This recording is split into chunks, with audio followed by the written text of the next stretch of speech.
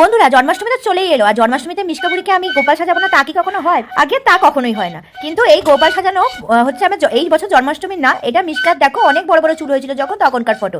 মানে মিষ্কার তখন সবে 2 বছর বয়স ছিল, 2 বছর 1 মাস মতো বয়স, তখন আমি এই শ্যুটটা করেছিলাম চুলটা পুরো কাটিয়ে ন্যাড়া করে দেওয়ার আগে। তো আমার খুব মায়া লাগছিল, ওর অনেক বড় বড় চুল হয়ে গেছিলো, সেই চুলগুলো ফেলে দিতে হবে, তাই জন্য আমি ওকে সুন্দর করে গোপাল ঠাকুর সাজিয়েছিলাম একবার, আর একবার তোমরা দেখেছো মনে হয় শিব ঠাকুরও সাজিয়েছিলাম।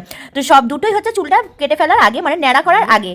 তো দেখো এখানে জন্মাষ্টমীর জন্য আমি সাজিয়ে ফেলেছি আমার ছোট্ট গোপাল মিষ্কা বুড়িকে গোপাল সাজিয়ে কি সুন্দর লাগছে দেখো। আর সাথে মিষ্কা বুড়ি বলছে ও নাকি সানগ্লাস পরবে। এখনকার মডার্ন গোপাল বলে কথা, সানগ্লাস না পরলে কি করে হয়? অনেক বিজি ওদের, এখনকার গোপালদের আবার অনেক বিজি সময়। যদিও বা আমারটা গোপাল না, রাধা রানী, তবু ও গোপাল সাজতেই নাকি খুব খুশি। ও নাকি রাধা সাজবে না, ও একবার সাজবে হচ্ছে গোপাল, একবার সাজবে শিব, পার্বতী, গৌরী, লক্ষ্মী, রাধা রানী, কিছু সাজবে না। ছোট বাচ্চাকে দিয়ে শুট করতে যে কতটা কষ্টের তা তাদের ছোট বাচ্চা আছে তারাই শুধু জানে।